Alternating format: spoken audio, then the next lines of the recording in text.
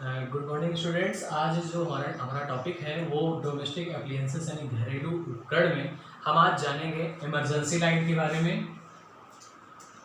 Emergency light यानी कि आपका ये हो गया इमरजेंसी लाइट, यानी कि आकस्मिक आपकी जो है विद्युत की जो व्यवस्था है, आकस्मिक आपकी विद्युत व्यवस्था, आकस्मिक प्रकाश की जो व्यवस्था आप बना रहे हैं वो आपका हो गया इमरजेंसी लाइट के बारे में। इसके पहले हमने आपको हर अलग अलग चीज़ों के बारे में बताया था। जैसे बॉयलर के बारे में बताया था, आपके हीट ब्लोअर के बारे में बताया था आपको, इसके अलावा इमर्सन रॉड के बारे में बताया था, इसके फ्रिज के बारे में। इन सब चीज़ों के बारे में हमने बेसिक जानकारी दे दी थी आपको, पूरी जानकारी जो आपकी बुक से रिलेटिव है उसको जानकारी दिया था मैंने। सीलिंग फैन वगैरह हो गया था, इसके कनेक्शन वगैरह डायग्राम बना दिया था आप लोगों के लिए। अब आपका अलग जो टॉपिक मैं ले रहा हूँ वो आपका है इमरजेंसी लाइट यानी आकस्मिक प्रकाश की व्यवस्था।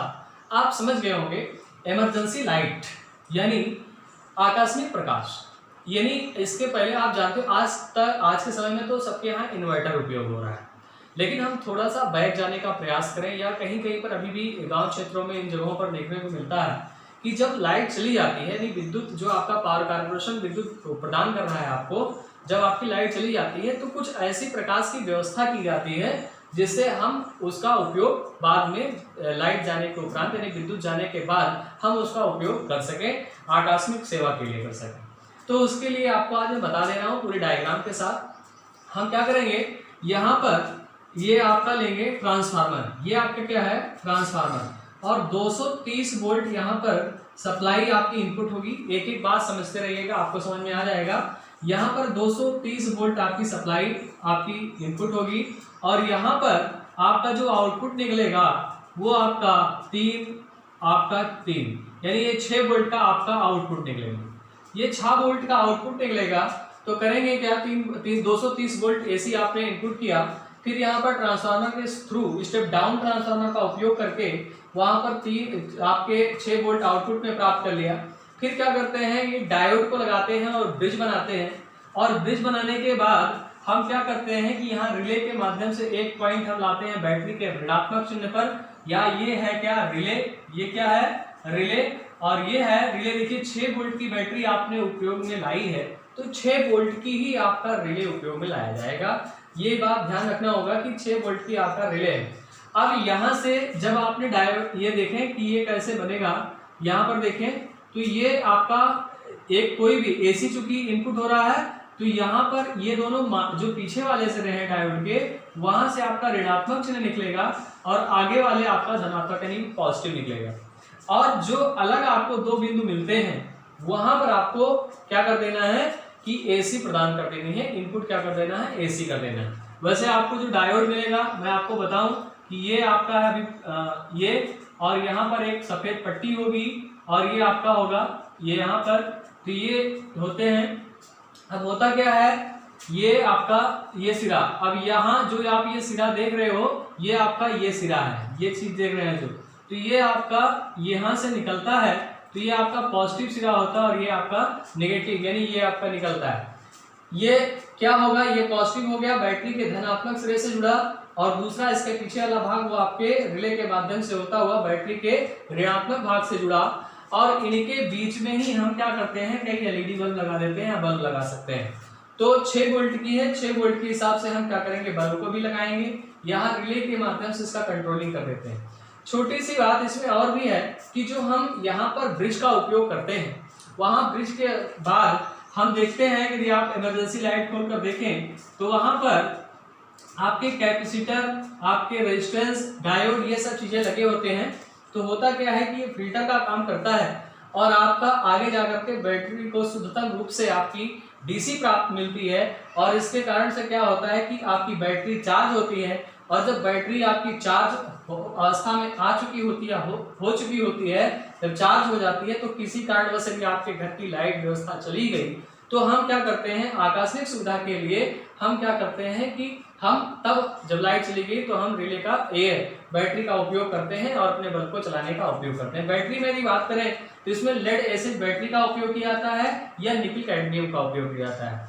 लेड एसिड बैटरी जो होती है इसमें बीच बीच में पानी चेक करना पड़ता है कि इसमें पानी खत्म तो नहीं हो गया, इसकी जांच करते रहें। और ये यदि आप करते रहें तो आपकी लंबे टाइम तक आपका इमरजेंसी लाइट कार्य करता रहेगा और किसी प्रकार की कोई दिक्कत नहीं आएगी। बहुत ही आसान तरीका है इसको बनाने का और आप कोई भी इसको बना सकते हो अपने घरों पर।